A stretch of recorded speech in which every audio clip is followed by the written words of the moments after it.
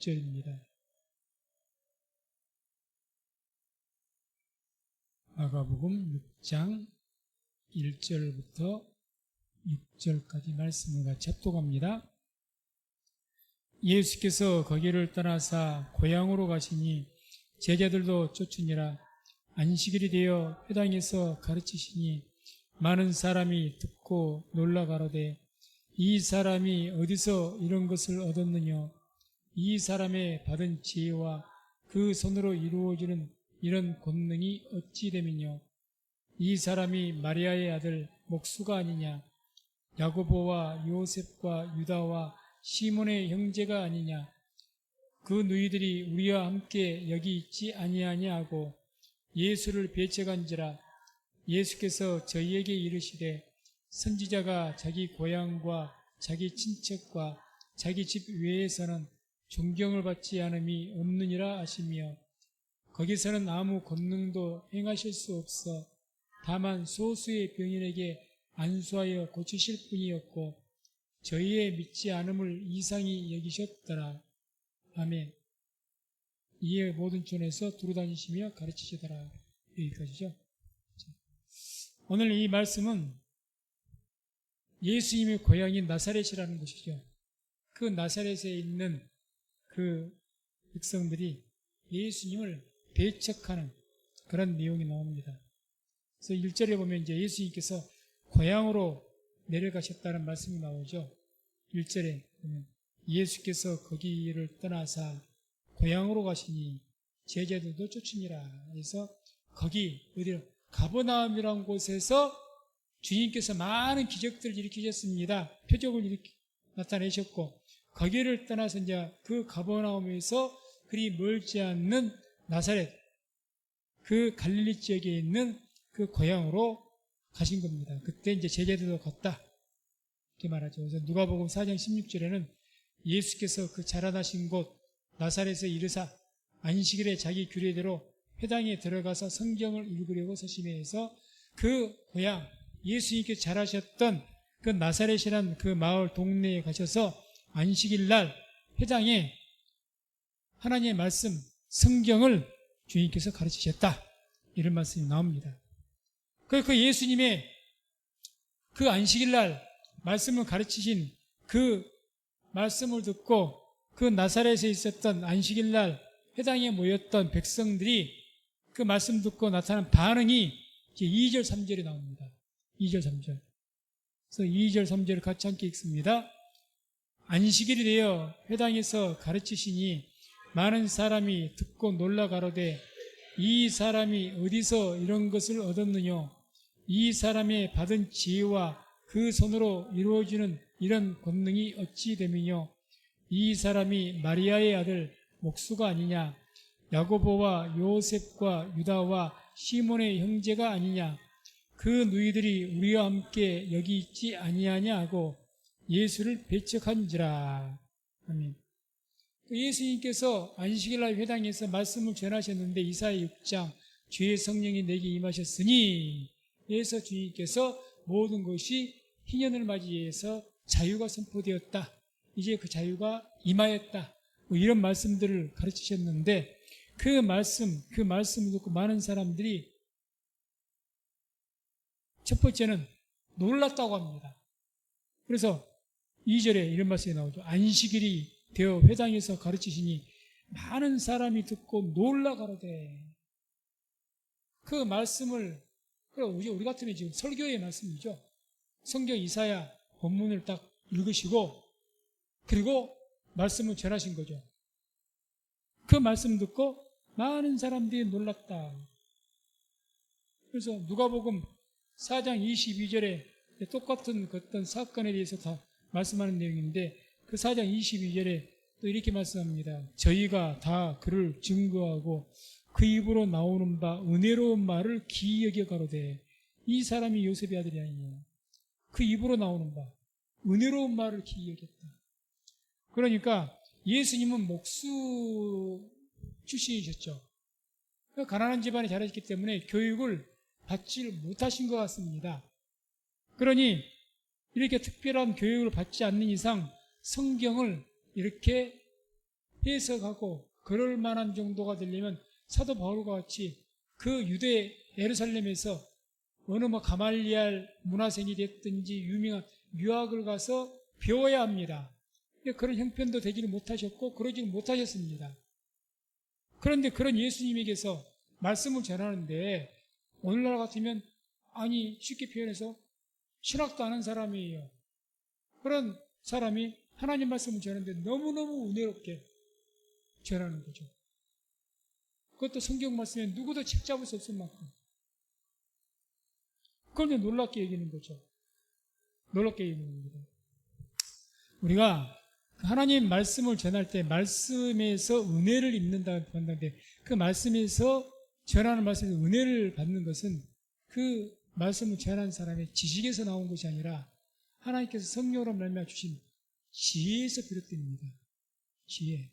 지식은 세상에서 가르쳐 주는 줄은 몰라도 지혜는 세상에서 가르쳐 줄 수가 없습니다.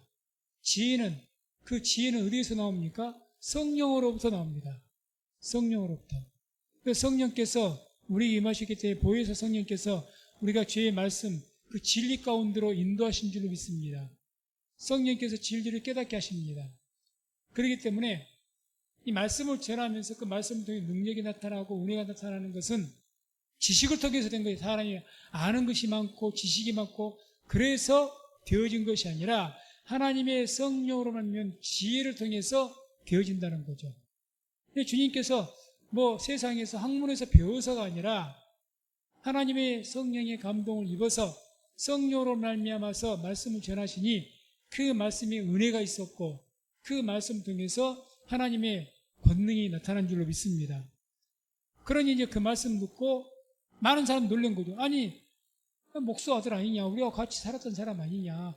그런데 어떻게 그 예수에게서 저렇게 은혜롭고 놀라운 말씀이 나올 수가 있느냐? 놀라는 거죠. 그래서 첫 번째가 말씀을 듣고 놀랐고 그 반응이죠. 반응. 두 번째가 이제 굉장히 의아해합니다. 의아해요.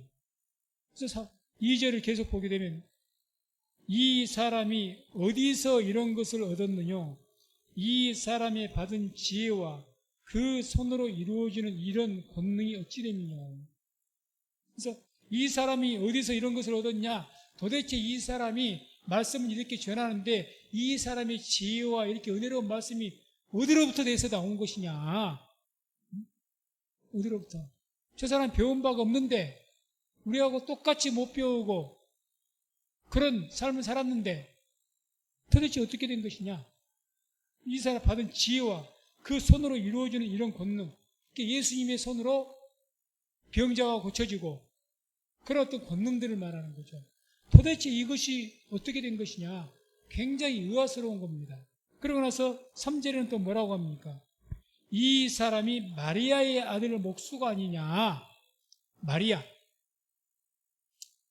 그 요셉이 이제 일찍 아버지인 요셉이 일찍 하나님의 나라 갔다 그러니까 아무튼 엄마의 아들 그 마리아를 이야기한 것은 이것은 좋은 의미로 말한 것이 아니라 예수님을 비아냥거리기 위해서 쉽게 말하면 예수님이 태어났을 때 그런 이야기가 있었죠.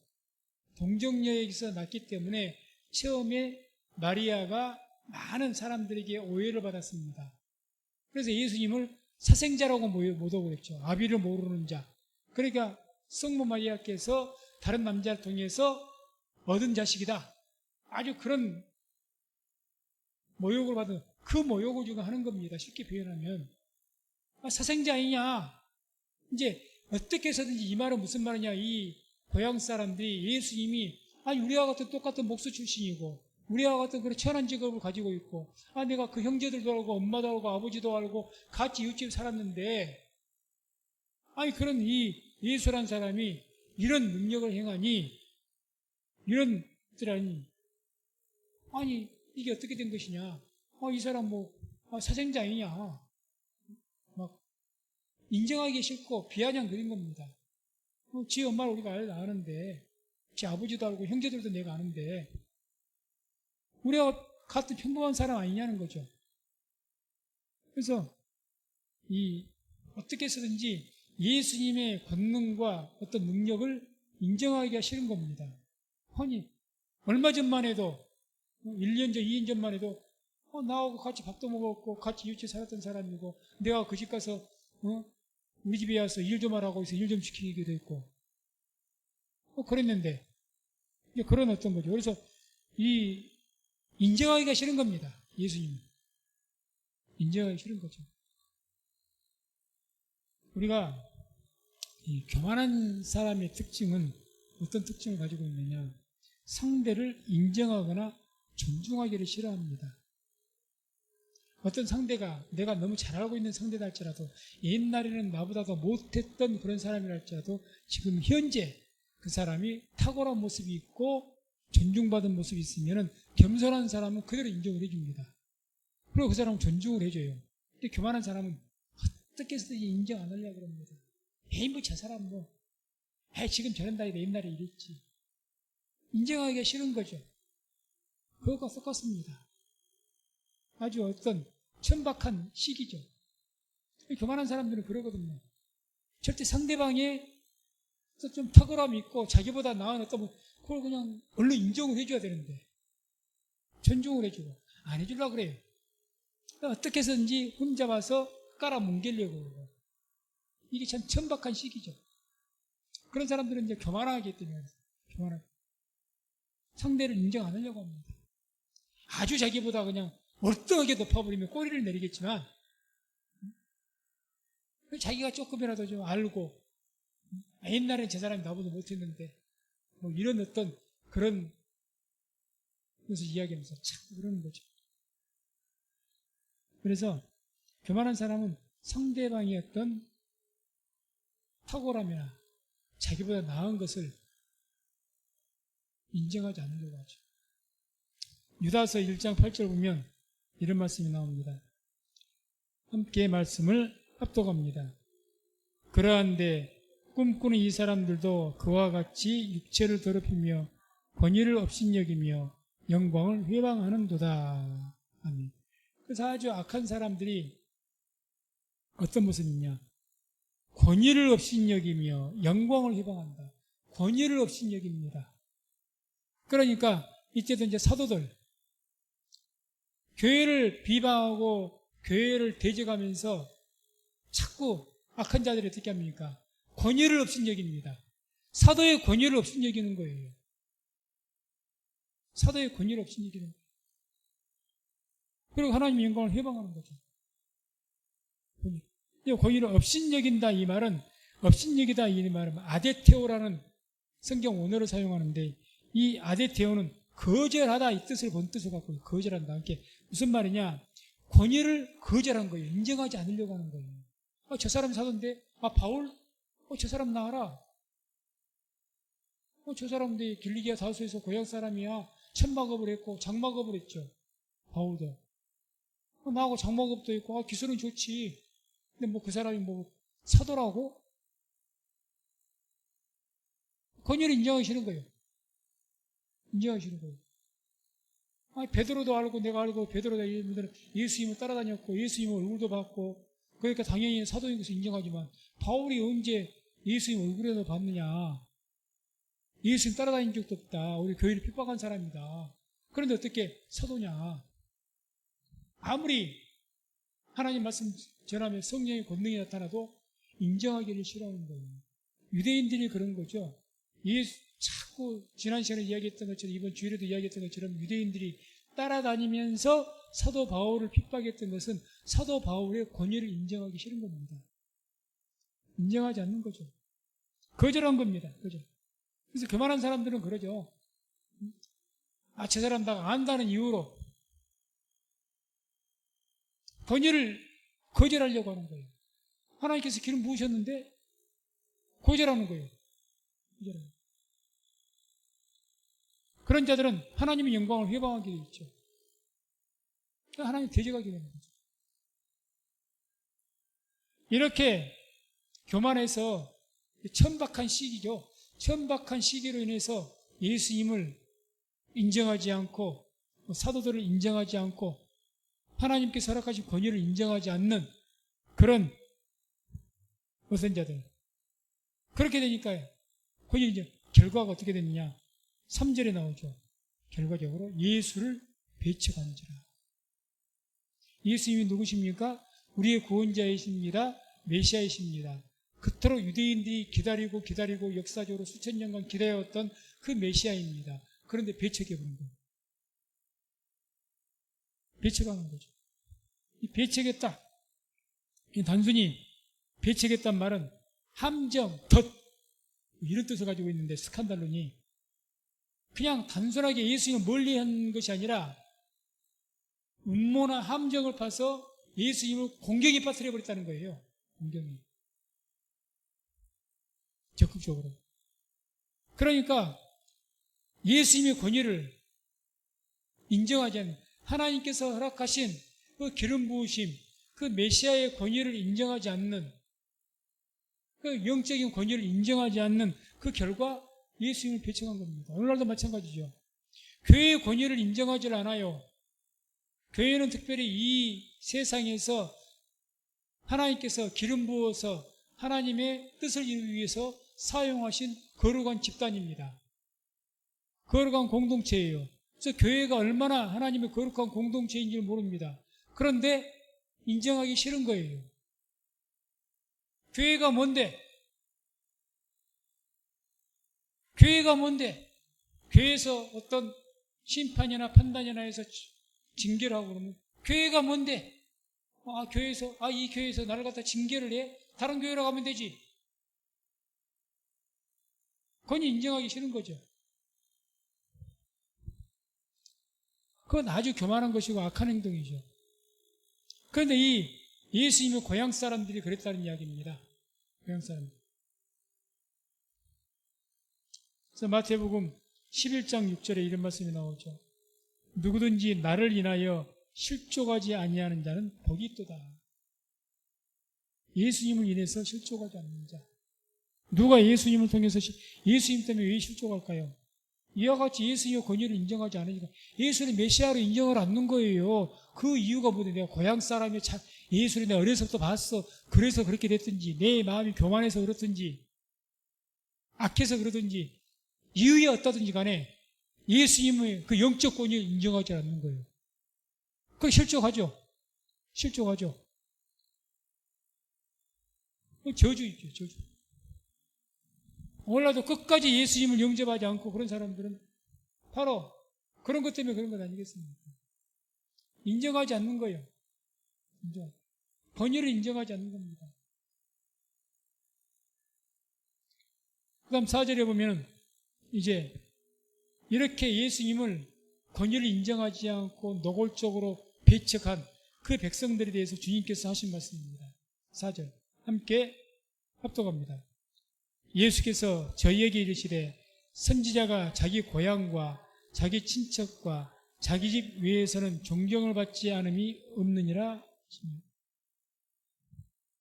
선지자가 어디에서 존경을 받는다고 합니까? 고향과 자기 친척들 외에는. 그러니까 다른 데서는 외부에서는 선지자가 존경을 받는데 자기 고향이나 친척들에게는 존중받지 못한다. 여기서 존경을 받지 않음이 없다. 존경을 받지 않는다는 말은 멸시받는다. 뜻이죠. 어디 가서든지 고향에서나 친척들에게는 선지자가 멸시받는다. 이렇게 말씀하죠. 요한복음 4장 44절에도 주님께서 이에 대해서 이렇게 말씀합니다. 함께 합독합니다. 친히 증거하시기를 선지자가 고향에서는 높임을 받지 못한다. 선지자가 고향에서는 어떻게 해요? 높임받지 못한다. 이 높임받다는 높임이란 말은 팀에는 가치를 존중받다 이 뜻입니다. 가치를. 높임을 받다. 가치를 존중받는 것이 높임받는 거예요. 저분은 메시아야. 저분은 성직자야. 저분은 하나님께 기름 부은 자야. 그러면 하나님의 기름 부은 자 같으면 그 가치를 존중을 받아야 되죠. 그런데 어디에서는 그걸 존중 못 받는다고요? 고향에서는.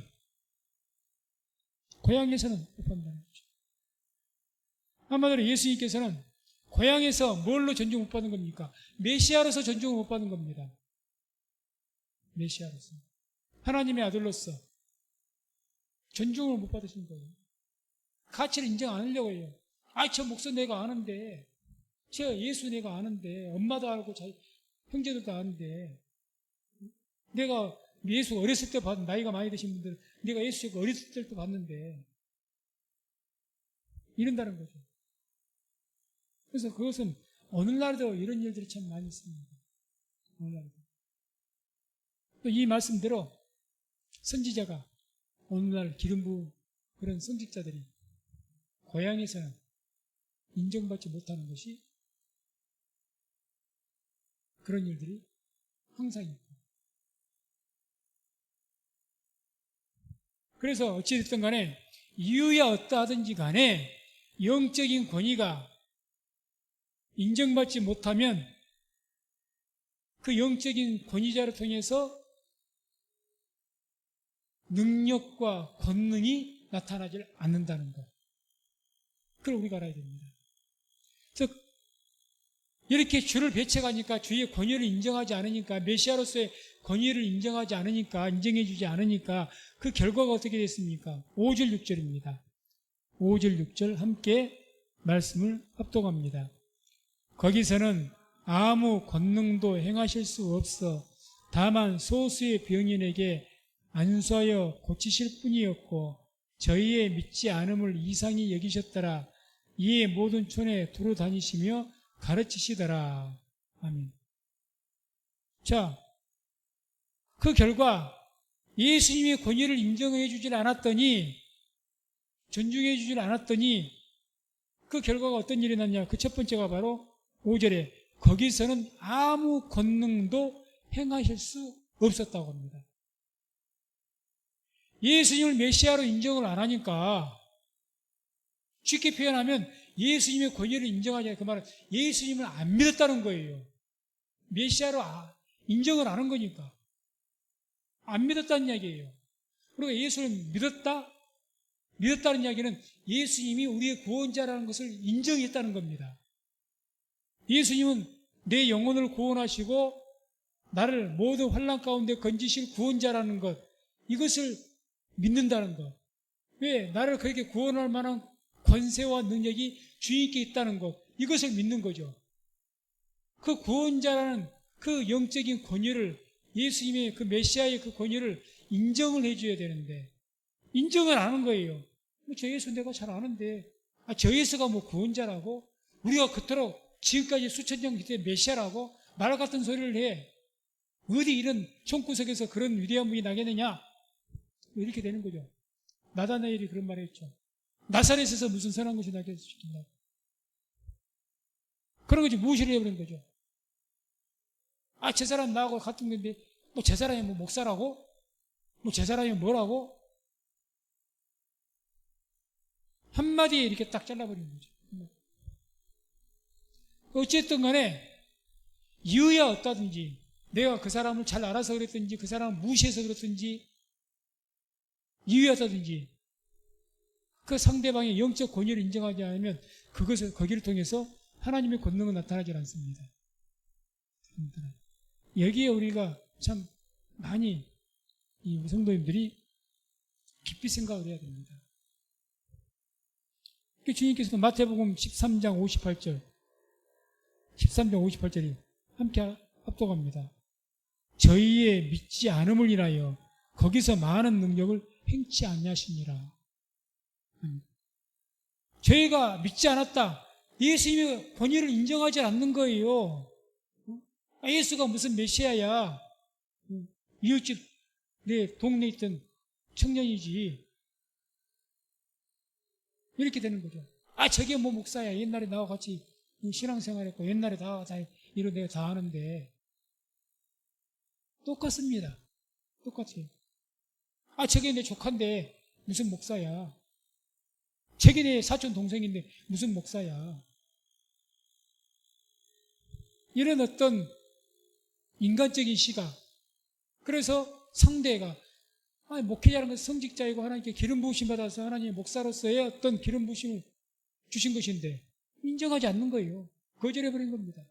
그러니 그 목사를 통해서 그 목사가 아무리 그 사람을 통해서 그 성도 교회를 통해서 축복을 한다 해도 축복이 먹히질 않습니다. 인정 안 한대요. 아무리 목사가 사랑의 마음으로 막 축복 기도한다고 해도 아니 마음속으로 뭐 저 목사 뭐 내가 목사라고 하지만은 내 조카인데 뭐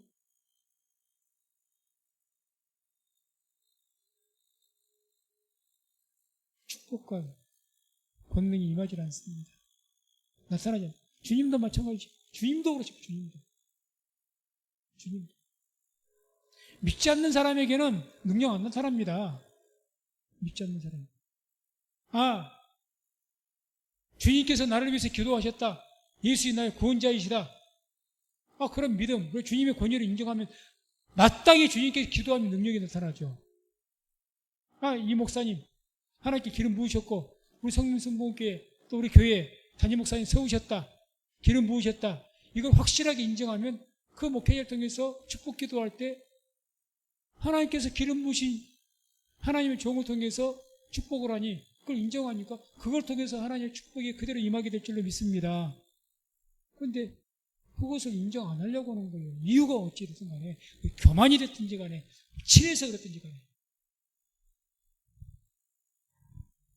그러면 능력이 나타나요. 그래서 다만 5절에 그래요. 다만 소수의 병인에게 안수하여 고치실 뿐이었고 다른 사람들은 다 주님의 그 은혜를 입지를 못했고 소수의 병인들 이 사람들은 왜 그 사람들의 능력이 나타났습니까? 겸손하게 예수님께 구했을 것 아닙니까?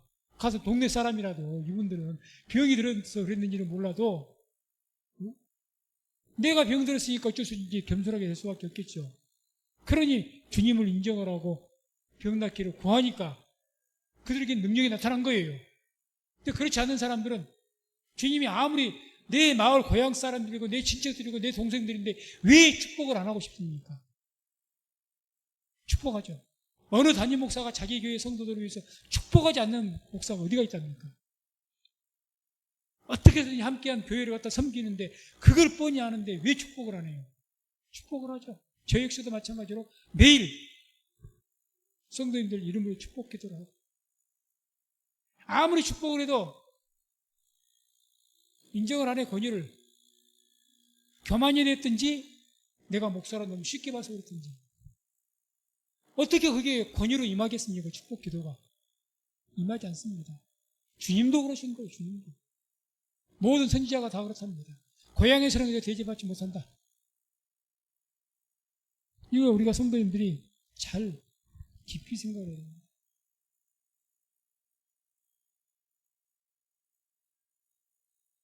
이뿐만 아니라 하나님의 기름 부은 자에 대한 영적 권위도 인정해야 되지만 또한 교회 생활은 성례전의 권위도 인정하시기 바랍니다. 성찬 예식이 침례 예식이 우리 성례전입니다. 성례전. 이런 성례전 정말 귀한 성례전인데 특별히 항상 매월 한 번 하는 성찬식 이거를 내가 귀하게 여기고 하나님께서 기념하라고 명하신 것 아니겠습니까? 고린도전서 보세요. 성찬을 갖다가 함부로 여겨가지고 병든 자가 많았고 하나님께 저주받은 자가 많았다고 성경에 분명히 기록되어 있습니다. 성찬을 함부로 여겼다가 성찬의 권위를 인정 안 해요. 그냥 와서 포도주 한 잔 마시고 딱 한 조각 집어먹는 것 설렁설렁 대충 쉬운 마음으로 합니다. 그러다가 고린도 교회는 하나님께부터 징계를 많이 받았습니다. 성찬의 권위를 인정하고 그런 성례전의 권위를 인정하고 겸손하게 성실하게 임하시기 바랍니다. 그럼 그 성찬을 통해서 하나님의 은혜가 임하게 될 줄로 믿습니다. 그렇게 하죠. 공예배도 마찬가지입니다. 예배의 권위를 인정하십시오. 예배의 권위를 왜 인정하지 않습니까? 예배를 높이고 그래야 예배를 통해서 은혜를 입을 것 아닙니까? 예배가 우스운데 어떻게 은혜가 임해요? 예배가 무슨 취미생활입니까? 예배가 무슨 관람이나 영화 보는 쇼입니까? 저는 예배를 본다는 말을 굉장히 싫어합니다. 예배는 보는 것이 아니라 예배는 드리는 것입니다. 보는 게 아니에요. 구경하는 게 아닙니다. 예배의 권위를 인정하면요, 드리는 자세나 태도나 모든 것이 달라집니다. 예배의 권위를 인정하세요. 왜 인정하지 않습니까? 예배의 권위를 인정하면 그 예배를 통해서 이 은혜가 임합니다. 능력이 나타납니다. 예배는 우습게 여기는데, 예수님은 우습게 여기는데, 거기에 무슨 은혜와 능력이 임해요? 그게 교만해서든지, 내가 이 교회가 너무 쉬워서 그러든지, 교회가 쬐깐하니 뭐 만만하네. 큰 교회 같으면 그래도 큰 교회, 그 어떤 위험이나 웅장함 때문에 내가 좀 기라도 죽어서 이렇게 할 건데, 이 교회가 쬐깐하니 사람도 몇 명 안 되니 뭐 간당간당하니 허리 삐끗하니 삐딱하니 예배드리고, 거기에 은혜가 임할까요? 절대 그렇지 않습니다. 그래서 주님께서는 신령과 진정으로 예배를 드리라고 한 거예요. 이렇게 예배하는 자들은 이렇게 찾으신다고 한 거예요. 그래서 이 말씀을 통해서 이제 특별하게 주님께서 목회자들에게 하신 권면의 말씀이 있습니다. 특별하게 디모데전서 4장 12절 보면 이런 말씀이 나옵니다. 함께 말씀을 합독합니다. 누구든지 내 연수함을 업신여기지 못하게 하고 오직 말과 행실과 사랑과 믿음과 정절에 대하여 믿는 자에게 본이 되어 라는 말씀을 합니다. 디모데라는 제자죠. 바울의. 이 제자에게 사도 바울께 성령의 감동으로 권면한 겁니다. 누구든지 젊었어요. 디모데가. 내가 이제 디모데야. 내가 가서 목회자가 세움받을 것인데 목회자가 될 것인데 누구든지 성도들은 누구든지 성도들은 나이도 많고 그러면 장로님들도 많고 많은 분들이 계시죠. 아무리 나이가 많고 너보다 많이 배웠고 그런다 할지라도 내가 연수함을 이 나이 적고 그런 것에 대해서 업신여기지 못하게 해라. 열심히 하지 말라는 겁니다. 그렇게 얘기해서 네가 기도하고 해라 준비해라 이것도 바꿔서 성도들에게 이야기한다면 목회자를 업신여기면 안 됩니다. 그건 하나님의 영광을 결과적으로 해방하게 될 것이고 본인 또한 복을 못 받습니다. 목회자라. 제가 이제 오늘 이 말씀하기가 참 성도님들에게는 특히 거부갈 수도 있을 걸로 알고 이야기를 합니다. 왜 목회자를 존중해 줘야 되는가? 첫째는 하나님의 영광을 해방하지 않기 위해서 그럽니다. 왜 하나님께 목회자를 세운 이유는 목회자를 통해서 하나님의 영광을 나타내기 위해서 세우신 거거든요. 그런데 목회자의 권위를 인정을 안 해줘 버려요. 그 이유가 나하고 친하니까, 내 친구니까, 내 후배니까, 내 아랫사람이니까, 이유에 없다든지, 아니면 내 마음이 교만해서 그렇든지, 목회자의 권위를 인정하지 않아요. 겉으로 인정하지 않는 거예요. 겉으로야 예의 목사님 하죠. 마음으로 인정하지 않습니다. 마음속으로. 마음으로 목회자가 아니에요. 그러니 그런 목회자에게 말씀을 들을 때 그 말씀을 자기가 들을 때 어떻게 듣겠습니까? 수평 가운데 듣든지 자기가 더 머리 꼭대기에서 듣는 거예요. 그러니까 말씀을 비판하죠. 조금 더 낮춘다 할지라도 친구 정도 수준으로 목회자를 생각하기 때문에 내 마음에 맞으면 말씀을 듣고 아멘 하고 내 귀에 거슬리면 안 들어버린 거죠. 말씀 어떻게 드려야 됩니까? 아래에서 드려야 돼요. 아래에서. 그런 그 아래에서 자세가 안 되는 거죠. 왜? 목회자는 목회자의 권위를 인정하지 않는데요.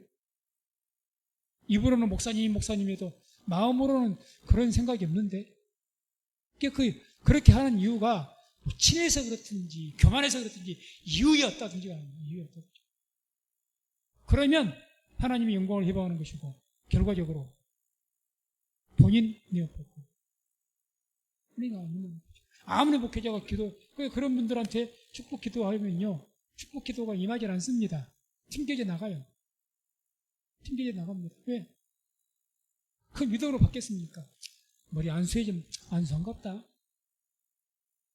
참 그냥 겸손하게 목사님이 주 이름을 기도하니 기대감을 가지고 기도하셨으니 내가 병이 나았겠다는 기대감을 갖고 이 문제가 해결받겠다는 기대감을 가지고 그 기대감이 인정 안 하는 그런 기대감이 있겠습니까?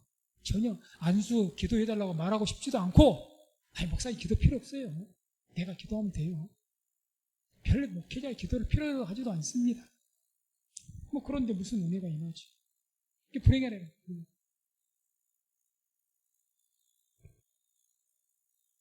디도서 2장 15절에도 이런 말씀이 나옵니다. 함께 합독합니다. 너는 이것을 말하고 권면하며 모든 권위로 책망하여 누구에게든지 업신여김을 받지 말라. 누구에게든지 모든 권위로 책망하며. 오늘날 목회자가 잘못 책망했다는 되레 당하죠. 근데 성경은 그렇게 말씀하지 않습니다. 모든 권위로. 물론 책망도 성경적인 권위를 가지고 책망을 해야죠. 근데 쉽게 요즘 참 못하죠. 근데 책망하라고 합니다. 누구에게든지 업신여김을 받지 말라고.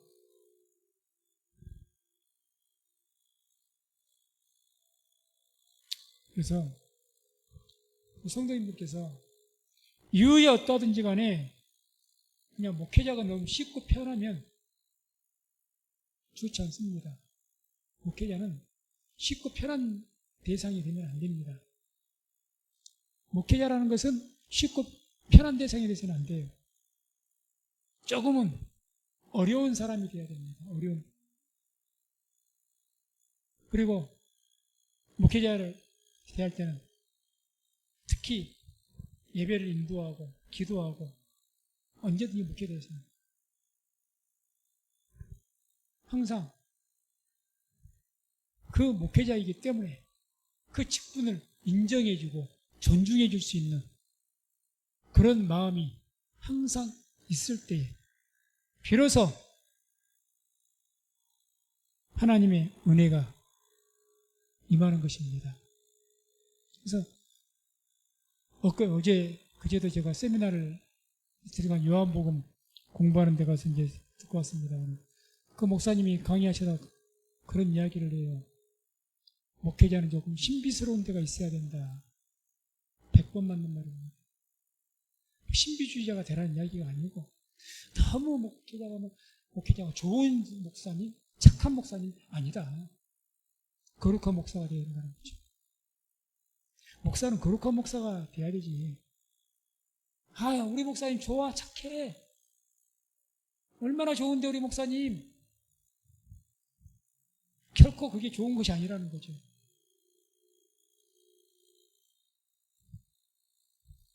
그래서 이유야 어떠하든지 간에 자신이 교만해서 목회자고 편하고 싶든지 나하고 친하기 때문에 그러든지 이유야 어떠든지 간에 그러면 은혜와 능력은 임하지 않는다.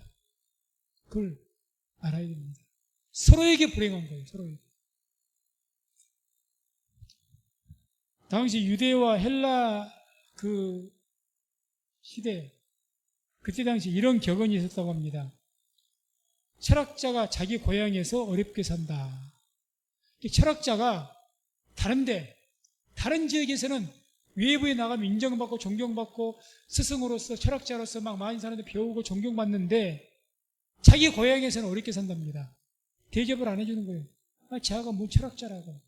네가 나를 뭐 가르쳐? 그런 격언이 있고 또 이 격언이 참 의미가 있는 격언인데 이런 격언이 있습니다. 친밀함이 오히려 경멸을 낳는다. 친밀함이. 우리는 교회에서 성도님들 간에도 친밀하다고 그냥 무조건 친밀하면 안 됩니다. 그러다 보니 실수하고 말을 함부로 하게 되고 경멸하게 되죠. 나중에는 문제 생깁니다. 성경에도요 그런 말씀 나옵니다. 서로 간에 인정해주고 대접을 할 줄 알아야 돼요. 존중해줄 줄 알아야 됩니다. 친하다고 친밀하다고 허물없다고 그러다가 싸워요. 그러다가 문제 생깁니다. 얼마나 서로 조심해야 되는지 모릅니다. 그러니 아무 친밀한 서로 집사님이라고 말 함부로 하지 마시고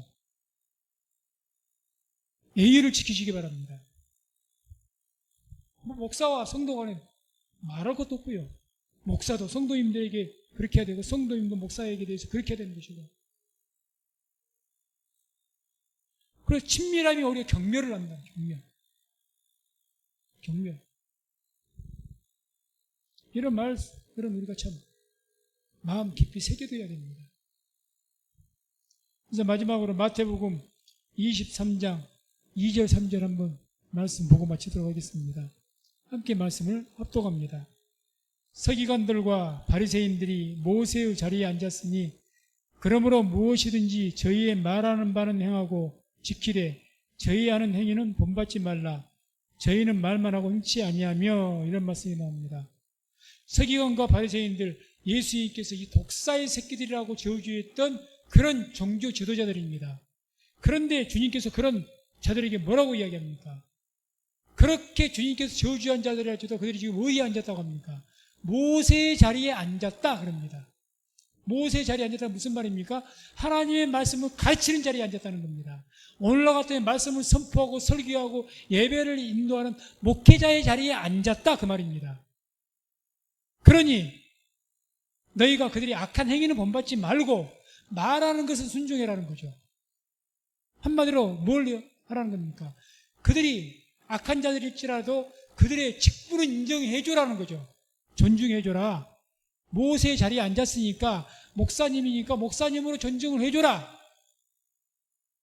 그 이야기 아닙니까? 그 이야기죠. 저 사람 목사인데 아이고 하는 것은 어쨌든 거짓말도 잘하고 참 목사가 되고 본을 안 보이고 그런 것들이 많아. 서로 그렇다 할지라도 그런다고 그 목사 그런 악한 얘기를 따르지를 말라는 거예요. 잘못한 겁니까? 그러나 말하는 것은 설교단을 통해서 하나님의 말씀을 전할 것 아니냐. 그것 행해라. 순종해라. 한마디로 목사의 그 권위는 인정해 주라. 존중해라. 말씀했습니다. 영적 권위를 무시하면 첫 번째 결과적으로 하나님의 영광을 대적하고 회방하게 되어 있습니다. 결과적으로 영적 권위를 인정하지 않으면 본인에게 은혜가 나타나지 않습니다.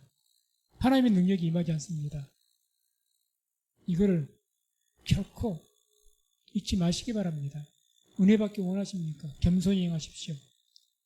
주님께서는 교만한 자는 대적하시고 겸손한 자에게 은혜를 베푸신다고 했습니다. 겸손하십시오.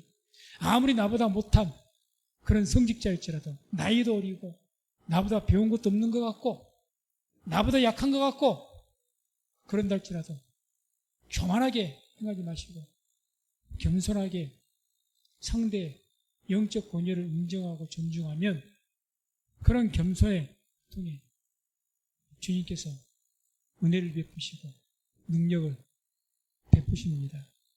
그래서 우리 모든 성도님들 이제 오늘 말씀을 깊이 마음에 담아두시고 하나님께서 허락하신 그런 영적 권위, 그런 성직자의 권위를 인정하고 또 높여서 하나님께 영광 돌리고 하나님께서 허락하신 은혜와 권능을 체험할 수 있는 우리 성령교회 모든 성도님 되시기를 주의 이름으로 축원을 드립니다.